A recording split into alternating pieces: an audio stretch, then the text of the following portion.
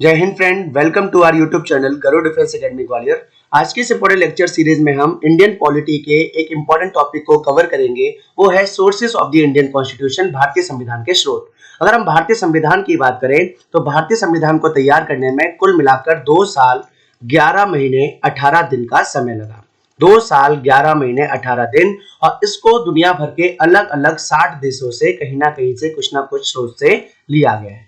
तो भारतीय संविधान को बनने में कितना समय लगा? 2 साल 11 महीने 18 दिन। कुल मिला के कितने देशों से लिया गया है? 60 देशों से लिया गया है। और इसके तैयार करने में कुल मिलाकर 64 लाख रुपए का क्या आया था? खर्चा आया था।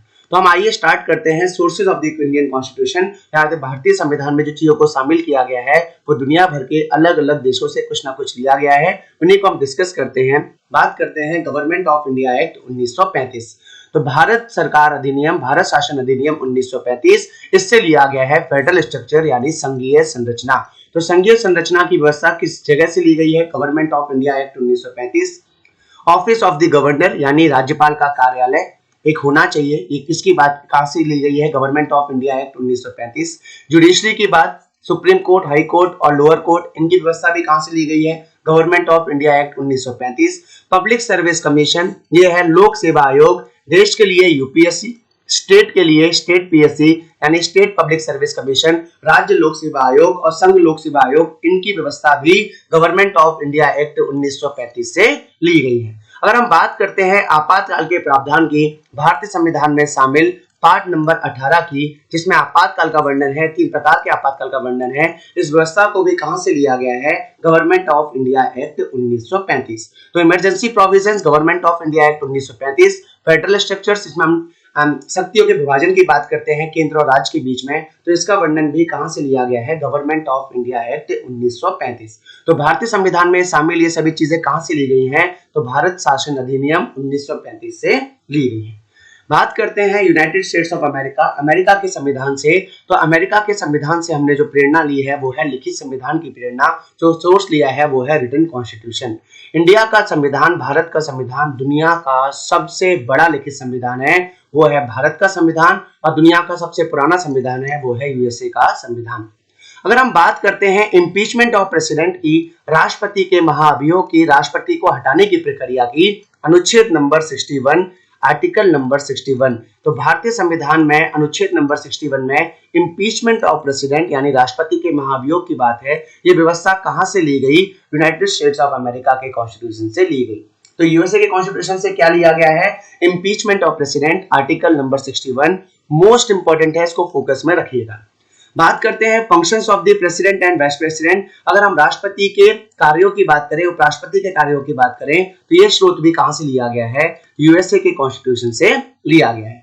इसके अलावा removal of high court and supreme court जज यानी उच्च न्यायालय और उच्चतम न्यायालय के न्यायाधीशों को हटाने की प्रक्रिया, ये भी कहां से ली गई है? यूएसए के कॉन्स्टिट्यूशन से लिया गया है। और मौलिक अधिकार, भारतीय संविधान के पार्ट नंबर 3, भारतीय संविधान में पार्ट नंबर 3 यानी भाग नंबर 3 में वर्णित मौलिक अधिकार, ये भी किस देश से लिए गए हैं? यूएसए के कॉन्स्टिट्यूशन से लिए गए हैं।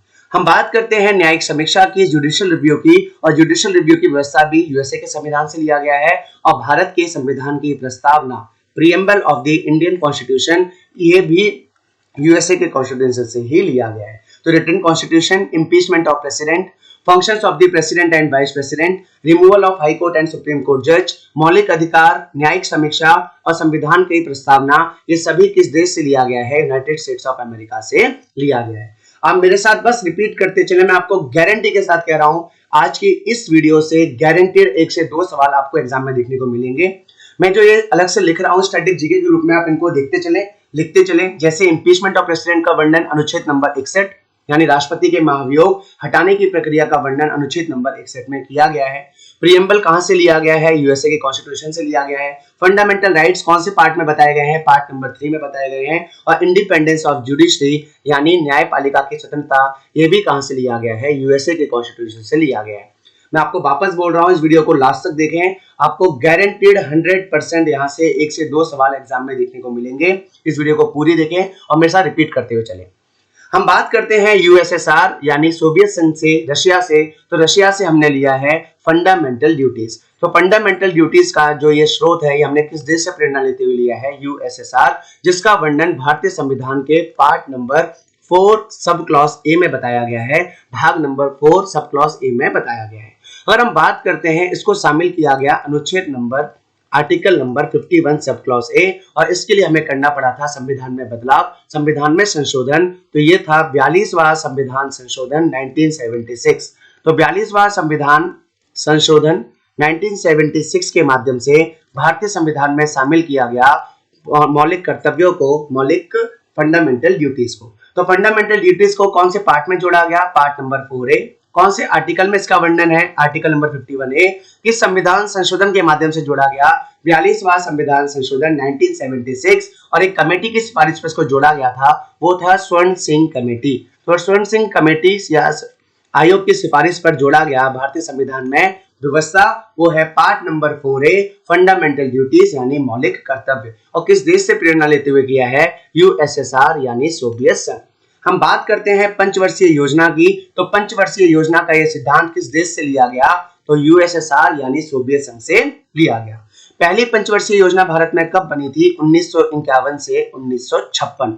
और योजना आयोग ये कब बना था? तो योजना आयोग बना था 15 मार्च 1950। तो योजना आयोग की स्थापना कब हुई थी? 15 मार्च 1950। और भारत में पहली पंचवर्षीय योजना फर्स्ट 5 ईयर प्लान कब आया था? 1951 से 1956। और fundamental duties and 5 year plan का सिद्धांत कहां से लिया गया है? यूएसएसआर। हम बात करते हैं यूनाइटेड किंगडम की, ब्रिटेन की। तो यूके से हमने क्या क्या लिया है? तो इसमें हमने लिया है nominal head of like president, यानी देश में जो नाम मात्र का प्रमुख होगा वो कौन होंगे? राष्ट्रपति होंगे, प्रेसिडेंट होंगे। जो रियल एग्जीक्यूटिव हेड होता है वो प्राइम मिनिस्टर होता है, लेकिन नॉमिनल हेड कौन होगा? प्रेसिडेंट। ये सिद्धांत हमने कौन से देश से लिया है? United kingdom. इसके अलावा हम बात करें बाई कैमरल पार्लियामेंट की, द्विसदनीय संसद की। जैसे पार्लियामेंट का एक सदन होता है, उसको हम कहते हैं लोकसभा, और एक होता है राज्यसभा। तो लोकसभा और राज्यसभा यानी अपर हाउस और लोअर हाउस का सिद्धांत हमने कौन से देश से लिया है? तो ये बाई कैमरल पार्लियामेंट, द्विसदनीय सदन की नीति, संसद की नीति हमने कहां से ली है? यूनाइटेड किंगडम से ली है। इसके अलावा हम बात करते हैं लोकसभा में एक अध्यक्ष होगा, स्पीकर होगा। तो ये स्पीकर का पद भी कहां से लिया गया है? यूनाइटेड किंगडम से लिया गया है। Post of the prime minister यानी देश के अंदर एक प्रधानमंत्री का पद होगा, इस सिद्धांत को भी हमने कहां से लिया है? यूनाइटेड किंगडम के कॉन्स्टिट्यूशन से लिया है। और इसके अलावा हम बात करें सिंगल सिटीजनशिप, एकल नागरिकता, अनुच्छेद नंबर 9 आर्टिकल नंबर 9 में वर्णित है सिंगल सिटीजनशिप, यानी देश में एक ही नागरिकता ली जा सकती है। अगर मैं किसी और देश की नागरिकता लेता हूं तो मेरी भारत की नागरिकता ऑटोमेटिक खत्म हो जाएगी। इसका वर्णन कौन से आर्टिकल में है? Article number 9 part 2 of the Indian constitution, जिसमें वर्णन किसका है? भाग नंबर 2 में किसका वर्णन है? इसको हम कहते हैं सिटीजनशिप यानी नागरिकता। तो नागरिकता की बात है पार्ट नंबर 2 में है। अनुच्छेद नंबर 9 में बात की गई है सिंगल सिटीजनशिप, और ये व्यवस्था हमने कहां से ली है? ब्रिटेन के कॉन्स्टिट्यूशन से यानी यूनाइटेड किंगडम के कॉन्स्टिट्यूशन से लिया है। तो nominal head president, by cameral parliament, speaker in Lok Sabha, post of the prime minister and the most important single citizenship, ये कहां से लिया गया है? ब्रिटेन के या यूनाइटेड किंगडम के कॉन्स्टिट्यूशन से लिया है। बात करते हैं ऑस्ट्रेलिया के कॉन्स्टिट्यूशन से।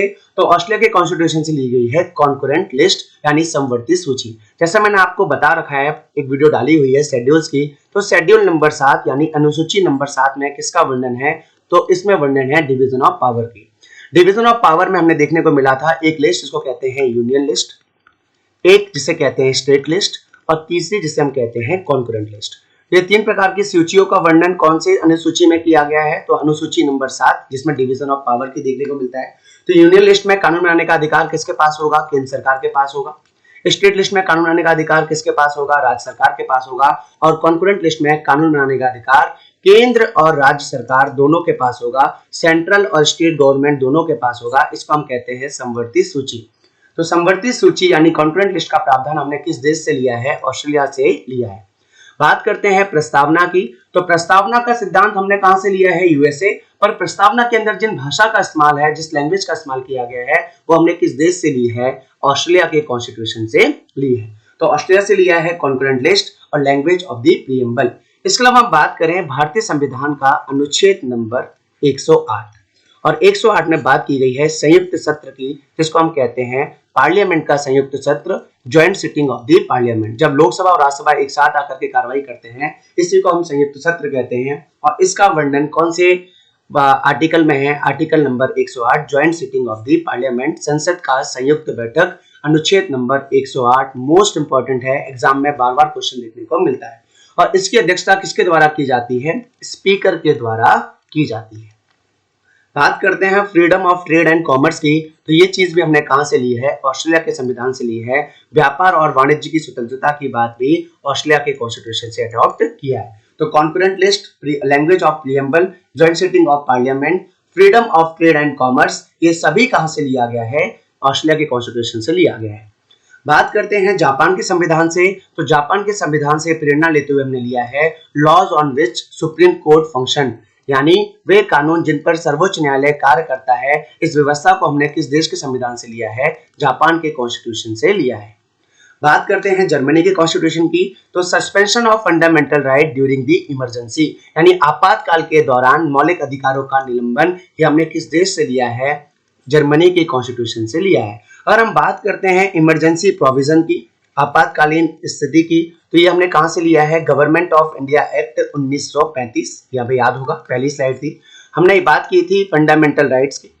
फंडामेंटल राइट्स यानी मौलिक अधिकार, और फंडामेंटल राइट्स हमने कहां से लिए हैं? यूएसए के कॉन्स्टिट्यूशन से लिए हैं। तो fundamental right USA, emergency provision government of India act 1935। इन दोनों के विपरीत जब देश में आपातकाल लगाया जाएगा, उस समय फंडामेंटल राइट को सस्पेंड कर दिया जाएगा, यानी निहित कर दिए जाएंगे, निलंबन कर दिया जाएगा। ये कहां से लिया गया है? ये जर्मनी के कॉन्स्टिट्यूशन से लिया गया है। तो फंडामेंटल राइट हमने कहां से लिए हैं? यूएसए के संविधान से लिए हैं। इमरजेंसी प्रोविजन हमने गवर्नमेंट ऑफ इंडिया एक्ट 1935 से लिया है। और इमरजेंसी के दौरान जब फंडामेंटल राइट को सस्पेंड कर दिया जाएगा, ये हमने जर्मनी के कॉन्स्टिट्यूशन से लिया है। इसको फोकस रखिएगा, ये मोस्ट इंपॉर्टेंट है, एग्जाम में बार बार पूछा जाता है। बात करते हैं कनाडा के कॉन्स्टिट्यूशन से, तो कनाडा के कॉन्स्टिट्यूशन से हमने लिया है centrifugal form of federalism where the centre is stronger than the state, यानी इंडिया एक क्वाजी फेडरल कंट्री है। यहाँ डिवीजन ऑफ पावर तो है, लेकिन थोड़ी सी ज्यादा पावर किसके हाथ में हमें देखने को मिलता है? सेंट्रल गवर्नमेंट के हाथ में देखने को मिलता है। यानी डिवीजन ऑफ पावर में कुछ पावर सेंट्रल गवर्नमेंट के पास में है और कुछ पावर स्टेट गवर्नमेंट के पास में है, पर कहीं ना कहीं थोड़ी सी ज्यादा पावर किसके हाथ में देखने को मिलती है? सेंट्रल गवर्नमेंट में हाथ में देखने को मिलती है। इसलिए इंडिया को हम क्वाजी फेडरल कंट्री कहते हैं। तो centrifugal form of federalism where the central is stronger than the state, थोड़ी सी ज्यादा पावर किसके हाथ में है? सेंट्रल के हाथ में है। ये व्यवस्था हमने कहां से देखने को मिलती है? कनाडा के कॉन्स्टिट्यूशन से देखने को मिलती है। Residuary power vest in the centre, यानी central list, state list, concurrent list के अलावा अगर कोई विषय से बचते हैं तो वो विषय किसके हाथ में आएंगे? सेंट्रल गवर्नमेंट के हाथ में आएंगे। Centre appoints the governor of the state, यानी राज्य के अंदर जो गवर्नर की नियुक्ति होगी, राज्यपाल की नियुक्ति होगी, वो किसके द्वारा होगी? सेंट्रल गवर्नमेंट के द्वारा, माननीय राष्ट्रपति जी के द्वारा होगी। तो गवर्नर की नियुक्ति, इनका इलेक्शन नहीं होता है, इनकी अपॉइंटमेंट होती है, नियुक्ति होती है। तो राज्यपाल की नियुक्ति किसके द्वारा की जाती है? प्रेसिडेंट, और सेंट्रल गवर्नमेंट में प्रेसिडेंट के द्वारा होती है। ये व्यवस्था हमने कहां से ली है? कनाडा के कॉन्स्टिट्यूशन से ली है। बात करते हैं आयरलैंड के संविधान से, आयरिश कॉन्स्टिट्यूशन से, तो आयरिश कॉन्स्टिट्यूशन से हमने लिया है मोस्ट इंपॉर्टेंट पार्ट डीपीएसपी। अभी डीपीएसपी चर्चा में है लगातार, यूसीसी यूनिफॉर्म सिविल कोड के चक्कर में, अनुच्छेद नंबर 44 के चक्कर में चर्चा में है। तो डीपीएसपी का सिद्धांत directive principle of state policy, part number 4 of the Indian constitution, भारतीय संविधान का पार्ट नंबर 4 डीपीएसपी यानी directive principle of state policy, ये किस देश से लिया है? ये आयरलैंड के संविधान से लिया है। बात करते हैं मेथड ऑफ द इलेक्शंस, इसको, ये दूसरी पीपीटी का है, इसको काट देना। Method of election of president, यानी राष्ट्रपति के चुनाव का मेथड, ये किस देश से लिया गया है? आयरलैंड के कॉन्स्टिट्यूशन से लिया गया है। तो DPSP Ireland. Method of election of president, यानी राष्ट्रपति के चुनाव की प्रक्रिया, इनडायरेक्ट इलेक्शन होता है, single transferable vote and proportional representation. ये जो व्यवस्था है ये किस देश से ली गई है? आयरलैंड के कॉन्स्टिट्यूशन से ली गई है। इसके अलावा हम बात करते हैं member nomination to the Rajya Sabha by the president, यानी राष्ट्रपति जी के द्वारा राज्यसभा में 12 मेंबर्स की अपॉइंटमेंट की जाती है, मनोनीत किए जाते हैं। तो कितने मेंबर होते हैं? 12। किसके द्वारा किए जाते हैं? राष्ट्रपति। ये नॉमिनेट मेंबर की बात कहां से ली गई है? आयरलैंड के कॉन्स्टिट्यूशन से लिया गया है। तो राज्यसभा में राष्ट्रपति जी के द्वारा कितने मेंबर्स को नॉमिनेट किया जाता है, मनोनीत किया जाता है? तो 12 मेंबर्स को नॉमिनेट किया जाता है। ये व्यवस्था कहां से ली गई है? आयरलैंड के कॉन्स्टिट्यूशन से लिया गया है। हम बात करते हैं फ्रांस के कॉन्स्टिट्यूशन की, तो फ्रांस के कॉन्स्टिट्यूशन से लिया गया है कॉन्सेप्ट ऑफ रिपब्लिक, गणतंत्र की अवधारणा। ये कहां से लिया गया है? फ्रांस के कॉन्स्टिट्यूशन से लिया गया है। इसके अलावा हम बात करते हैं ideals of liberty, equality and fraternity. Equality, liberty and fraternity यानी स्वतंत्रता, समानता और बंधुत्व की आदर्श, ये हमने कहां से लिए गए हैं? ये फ्रांस के कॉन्स्टिट्यूशन से लिया गया है। बात करते हैं साउथ अफ्रीका के कॉन्स्टिट्यूशन से, तो साउथ अफ्रीका के कॉन्स्टिट्यूशन से लिया गया है election of member of Rajya Sabha. Rajya Sabha के मेंबर्स का चुनाव एमएलए के द्वारा किया जाता है। ये भी एक इनडायरेक्ट इलेक्शन होता है, यानी जनता द्वारा चुने जाते हैं एमएलए। एमएलए मतलब हो गया मेंबर ऑफ लेजिस्लेटिव असेंबली, जिन्हें हम हिंदी में विधायक कहते हैं। तो राज्य के विधायक को चुनती है जनता डायरेक्ट इलेक्शन के माध्यम से। फिर ये एमएलए विधायक किन्हें चुनते हैं? मेंबर ऑफ राज्यसभा को चुनते हैं। तो इनका इलेक्शन की प्रक्रिया कहां से ली गई है? साउथ अफ्रीका के कॉन्स्टिट्यूशन से लिया गया है। The constitution of the south Africa से इसको अडॉप्ट किया गया है। इसके अलावा हम बात करते हैं अमेंडमेंट इन द कॉन्स्टिट्यूशन, यानी भारतीय संविधान के अंदर संशोधन किए जा सकते हैं। अनुच्छेद नंबर 368, आर्टिकल नंबर 368 बात करता है संविधान के अंदर संशोधन की। तो ये व्यवस्था भी कहां से ली गई है? साउथ अफ्रीका के कॉन्स्टिट्यूशन से लिया गया है। तो amendment in the constitution article number 368, ये व्यवस्था कहां से ली गई है? साउथ अफ्रीका से, कॉन्स्टिट्यूशन से। पहला बदलाव कब हुआ था संविधान में? पहला संविधान संशोधन यानी फर्स्ट कॉन्स्टिट्यूशनल अमेंडमेंट, ये कब किया गया था? 1951। और भारत में संविधान में अब तक कुल मिलाकर कितने संविधान संशोधन हो चुके हैं? तो कुल मिलाकर अभी तक 106 संविधान संशोधन हो गया है। तो 106वां संविधान संशोधन 106 कॉन्स्टिट्यूशन अमेंडमेंट 2023। हाल ही में महिला आरक्षण की जो व्यवस्था है उसको 106वां संविधान संशोधन 2023 के माध्यम से संविधान में जोड़ा गया है। तो राज्यसभा के चुनावों में सदस्यों का चुनाव ये कहां से लिया गया है? साउथ अफ्रीका के कॉन्स्टिट्यूशन से लिया है। और संविधान में संशोधन की व्यवस्था भी साउथ अफ्रीका के कॉन्स्टिट्यूशन से ली गई है। तो आज की क्लास को हम यहीं समाप्त करते हैं। प्लीज मेरे साथ इस क्लास को 2-3 बार देखें, रिपीट करते चले। गारंटीड हमें कोई भी कॉम्पिटिटिव एग्जाम में 1 से 2 सवाल एग्जाम में देखने को मिलेंगे। तो क्लास को यहीं समाप्त करते हैं। जय हिंद, जय भारत।